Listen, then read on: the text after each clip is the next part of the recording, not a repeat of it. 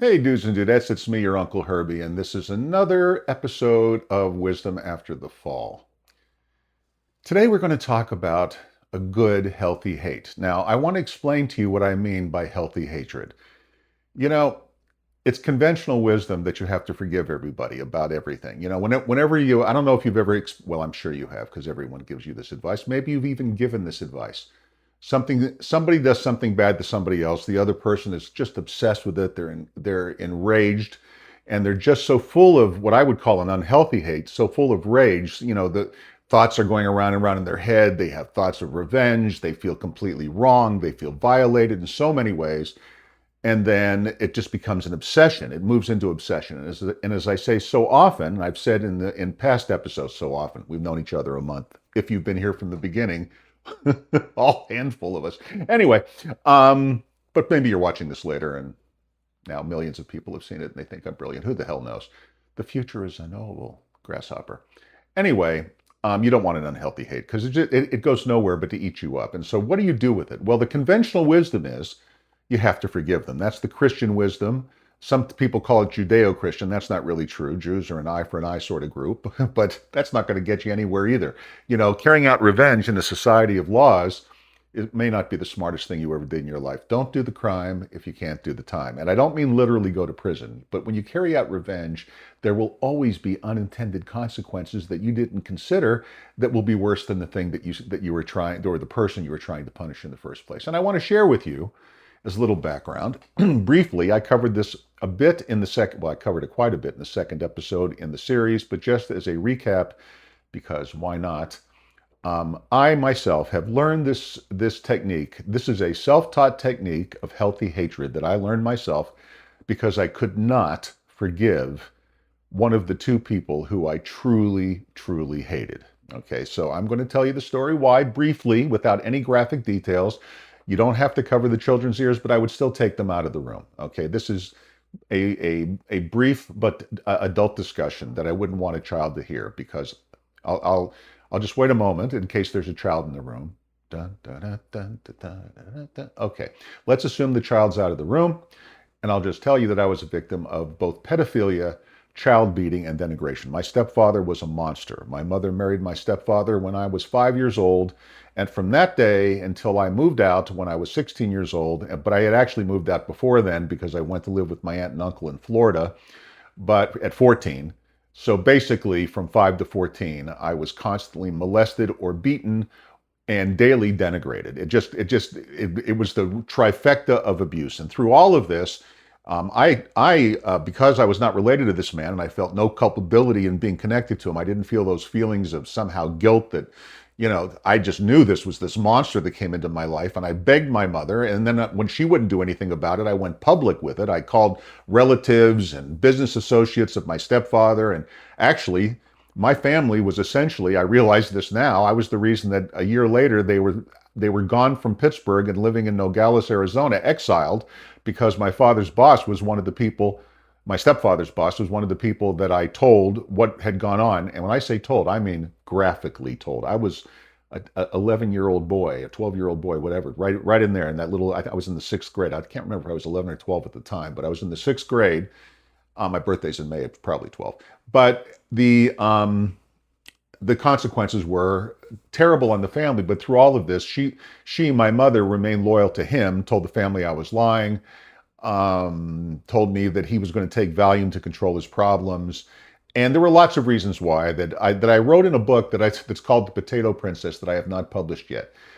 When I was in prison, I wrote 12 novels, one of which I'm releasing this coming week, and I'll talk to you about it in the next episode. I really don't want to talk about it today, just because this is a serious subject, and I don't want to be promoting anything other than, briefly, I will say, of course, like, subscribe, and share. And if you can go to Patreon and buy me a coffee. At this point, there's no community built, but I will be building a community through people who want to get together and discuss hard life questions with somebody who's been through the hardest of life and can help you answer those questions and isn't trying to sell you anything. And I'm going to build these communities on Patreon that we can get together with and talk about and share our experiences, because this podcast is about wisdom, not politics. I do discuss current events, but you vote for who you want to vote for. I don't care. This is about wisdom applied to real world situations, both national and personal, and today is very personal. So now you know what's happened to me. And as a result of that, I really grew to not only hate my abuser, but maybe even worse, hate my mother.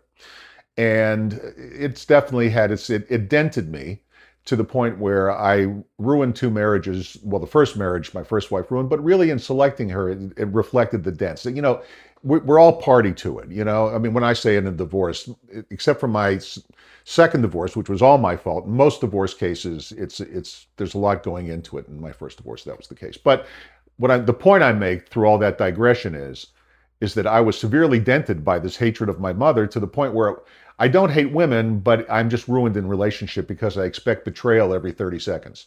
Okay. And it's in the back of my head and it's wired in and it's hardwired. And so I'm a much better boyfriend than I am a husband. And thank God I'm at a point in my life where,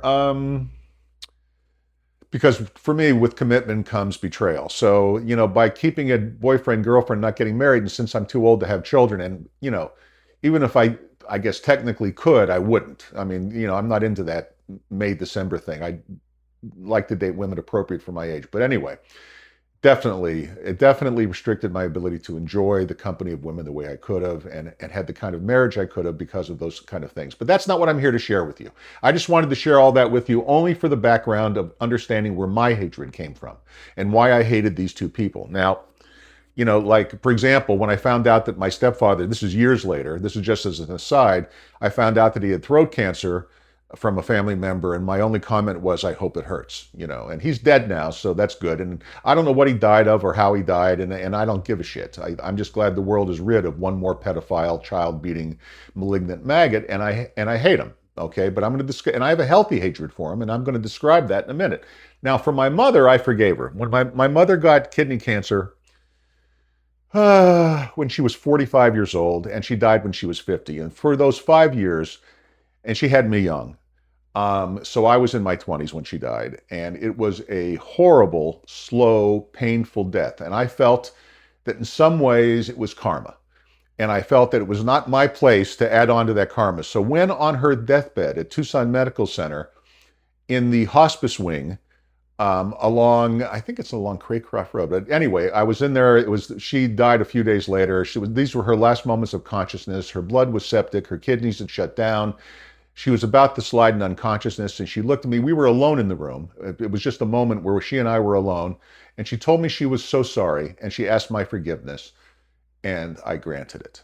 Okay, I didn't say no, and I meant it, and I've let it go. And I've since understood that writing the book, The Potato Princess, helped me understand my mother a lot better as I researched family and what went on and those kind of. It was it's an interesting story of how a young daughter was ruined by somebody else. But I'm not here to share the book. It's not even. It's in handwritten form. I have to find somebody to transcribe it for me because I just don't have the time to do it. And I wrote it in prison. There's no access to computers because they don't want you talking to the outside world. So I wrote these things down in longhand, and I have them in a filing cabinet here in my apartment. And one of these days, I'll get someone to help me transcribe them all. Anyway, what was I about to say? So let's talk about healthy hatred. So my hatred of my stepfather was consuming. Maybe you can identify with that. When I say consuming, it was never far from my mind. You could talk to people who knew me over the years, and you only had to prick my bubble a little bit before the hatred and contempt I felt for my stepfather would come bubbling out. I need to take a sip of coffee. Yes, my cup says coffee, dogs, and weed, the three things that make me happy. No, it's not right. There are lots of things that make me happy. But anyway, you can't see it, but my dog is right here off the stage left, and I'm giving her some love. And then my cat is right next to her. His name is Morty, and he gives me a lot of love. And I have kind of this elevated platform next to me, and they're both on it, kind of just hanging out with their daddy, which I really love. Anyway, where was I? Why did I digress into that? Because they're right here, and actually my left hand is now on my cat. But anyway, so I had this obsessive hatred of my stepfather, and I'm sure those of you who've gone through similar horrible things. You know, the one thing I've learned over the years, after nearly 70 years of life, is that I am far from alone in experiencing this. I shared this with you so that those of you who perhaps are suffering or have suffered or know people in your family who are suffering from these kind of things, or have your own hatreds sparked by completely unrelated things, just know that I know what I'm talking about. That's the whole reason I shared it. I have a good reason to hate that motherfucker. Okay. And I really wanted him dead. I used to have fantasies. The last conversation I had with him was at my sister's wedding, which I crashed, by the way. I was not invited to my sister's wedding. I didn't realize I crashed it though. That's another long story. I just showed up assuming I was invited. And the fact that I hadn't seen an invitation, I don't know what I thought, but I showed up with the whole family, and that I was accommodated, but found out later I had crashed the wedding. Weird, huh? Anyway, so I'm at my sister's wedding. He's there, and I took him up. This was in Miami Beach at my cousin's house, and I went for a walk with him around the block. He and I, just the two of us, and I looked him in the eye and I said that I never want to see him again, that I don't want to see him near my children, and that I wanted him to understand that I don't forgive him, and that my every day he should stay away from me, because if he ever comes near me again, I will take a steak knife if I have to. This is what I said to him. This is a quote. I will take a steak knife if I have to, and I will cut your heart out of your chest and watch you die as you can see it beating in my hand. That is the kind of revenge scenario that was going through my head. Now, obviously, now I don't know if I can say obviously, but I'd be confessing to murder. I didn't kill him. Okay, I don't know what he died of, but it wasn't from me. But I thought about it. If there was ever a person who I had ran scenarios about homicide, it was this guy. I wanted to kill him, but I had a family, and I didn't want to flush it all down. I was at least clear enough. I was enraged. That's what unhealthy hate is. It's rage. Okay, it's the difference between a healthy hate and an unhealthy hate is that an unhealthy hate, you are enraged and therefore are not thinking clearly because you are obsessed by this rage, and obsession and wisdom cannot exist in the same space. So what I did was, but I was told by all my Christian friends and most of my Jewish friends too, who I don't know, somehow have adopted the Christian attitude of turn the other cheek and you have to forgive them and it's the only way to get by it and so on and so forth. And I think I can't do it. I can't forgive it. Forgiveness for me, the reason I forgave my mother is two things. Number one, I saw her suffer. And number two, she asked me. That's the most important thing. Forgiveness to me is something that you have to ask for. Even as I took him on that walk, he never confessed. He looked at me and he didn't deny it, but he never confessed and he never asked for my forgiveness. And he just said he didn't know I felt that strongly about it. Fucking psychopath. And anyway, but at this point, of course, I stood almost a head taller than he is. And I would have beaten him to a pulp if he said one word to me sideways. I was very violent, which is very unhealthy. Not violent towards anyone else, but I felt violence in my soul. Let's just say that. And of course, it just, having that kind of rage within you is just like a stewing cauldron that's inside you all the time, and it's just so unhealthy. So instead of forgiving him, here's an idea. Hate him, but let go. Healthy hatred is, I hate the motherfucker, but except that I'm sharing this with you today, I haven't thought about him really in forever. He just doesn't enter my thought process. Now, this is something you have to train yourself. And like so many other things, it's like by practical behavior, you train yourself not to do it. It's not so easy. Yeah, I know what you're saying right now. Oh, that's easy for you to say, let go of it. But at the same time, hate him. So lucky. Well, yeah. I trained myself using something I've used for other things, which is rubber band therapy. I put a rubber band on my wrist, and every time his name, his thought, this thing would enter my head, I would snap the rubber band and tell myself, stop it. Now, at first, I'd be snapping the crap out of myself. I used to leave kind of a red welt on my wrist, but it was a small price to pay to get past this. But over time, and because it became habitual, I noticed I was snapping less and less. This is just a practice behavior. It's just kind of learned by doing. Sorry, I have an itchy. It's wonderful, scratching my nose. Anyway, so you just learn by doing. I know there's a word for this in psychotherapy where it's basically practical behavioral therapy or something like that, or some cognitive behavioral therapy. That's right, CBT, cognitive behavior therapy. This is kind of a version of it. You simply wear the rubber band, and every time the name or the person or the situation or the thing that you hate to the point where you're enraged by it and it's obsessing your thoughts, and you know you're obsessed because you're thinking about it every day. If you're thinking about someone you hate every day, you have crossed from healthy hatred into obsession. I'm not saying forgive them. I'm saying, and you have nothing to forgive yourself for. I'm just saying let yourself off the hook. Every time, don't give the motherfucker the satisfaction, okay, of you being enraged to obsession because you're not hurting him. That's what I came to realize. When I finally learned, taught myself to do this, is when I realized that he was on that walk at my sister's wedding. I could see it. He was not guilty in his mind. He somehow had this justified. And I'm not going to go through the grooming that he did trying to get me to go for this shit over the years, which, by the way, I fought all the way, which is where the beatings came from. But the bottom line is he didn't feel guilt. Well, like, fuck him. I'm not going to give him the satisfaction of being enraged and have him in my thoughts all the time when clearly I'm not in his. God only knows what he was doing. One of the great tragedies is that he didn't go to prison, because I am 1,000% sure he was molesting other children. By the time I got to grips with what was going on, I actually went to see legal authority, and the statute of limitations had run out on my own situation, and I couldn't go after him. And God only knows what he did, but I know that he was on the prowl, and that's what he was thinking about. So the point is, me being enraged and thinking about him, it's not like I was sending out the beams from my head that's going to hurt him somehow. It's the same in a microcosm. It's the same as I've trained myself not to get angry in traffic, because what's the point? Someone cuts you off. I drive, I've shared this before, to support myself as I grow this channel, God willing, and I get to over 1,000 subscribers. Like, subscribe, share, please, please, please. I need to get to 1,000 subscribers to monetize the channel here on YouTube. But in the meantime, I'm supporting myself and supplementing my Social Security by driving medical transport. And, I get cut off in traffic, and I see people do crazy things, and the world is full of terrible drivers, and I'm very defensive as I'm out there, because I don't want to be among the detritus of accidents along the road that I see every single day.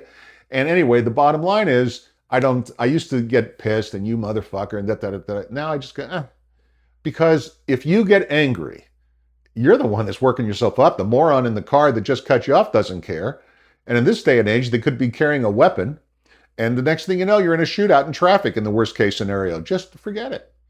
Just forget it. You're only hurting yourself with unhealthy hatred. But you're allowing yourself to live when you convert it to healthy hatred. When you can say healthy hatred of bad drivers is in a conversation. You say, I hate shitty drivers. But there's the difference. When you're together in a group and you're in a conversation and you're talking about things you just hate, and you're not using the word hate to mean like, obsessively hate, and you say, God, I just hate shitty drivers when they try to run and make the left turn. And that's where all the accidents happen. It's always on the left turn, and, and all that kind of crap. And you're talking, but it's not an unhealthy hatred, because after the conversation's over, you're not going to think about it again until it comes up at some other point. That's a healthy hatred. That's how you have to convert your rage. Convert your rage to healthy hatred. You don't have to forgive the motherfucker. Okay, forgiveness is something you ask for. And even if it's asked for, you don't have to grant it either. Okay, I granted it to my mother because she had suffered enough and because she was my mother. But if he had asked for my forgiveness, I'd have told him to go fuck himself. Okay, I'll be honest. He did not suffer. In fact, he inherited my mother's money, which was quite a lot, and lived a very good life. And let's just say I didn't inherit. And I knew that when I left home. When I left home, I knew that I was cutting myself out of the family inheritance. But he tried to use that as, and by the way, you have to have self-respect. One of the good things I did in my life is my first business failed. And this is way back when. This is 1980. And when it failed, he came and my mother, made him do it, came and offered to bail me out. And I told him, and this was one of the wisest decisions I ever made, because even at this young age, I had figured this out. I told him that I would rather crawl on hot broken glass than take money from him. And I figured out my business problems on my own. And it was difficult, it was terrible, and it caused it was hard to do, but I finally dug out, and that was that. And I didn't take money from him. And that's the other thing. Look, if you're going to hate somebody, don't get tied up with them. You got to separate yourself from them. In order to have a healthy hatred, you can't keep revisiting the person you hate, even if you're related to them. And I think I'm going to let that be my last piece of advice, because I've seen that happen over and over, and I could go on. And we've spent 20 minutes today, which is really enough. I want to thank you very, very much for joining me. Please go to my Patreon and buy me a copy if you feel it's kind of like what do they call a fundraiser now? Where you raise money through one of these websites. Anyway, it's kind of like my own version of it. And if you can help support the channel, I will send you a free copy of A Radical Reset, the book that I've written. That is on Amazon. It's very interesting if you want to read it. That is published. The Grand Master, my novel, will be published by the time you and I talk next. And I'll share more about that then. I think that's it. Have a beautiful rest of your day. And until next time, peace out.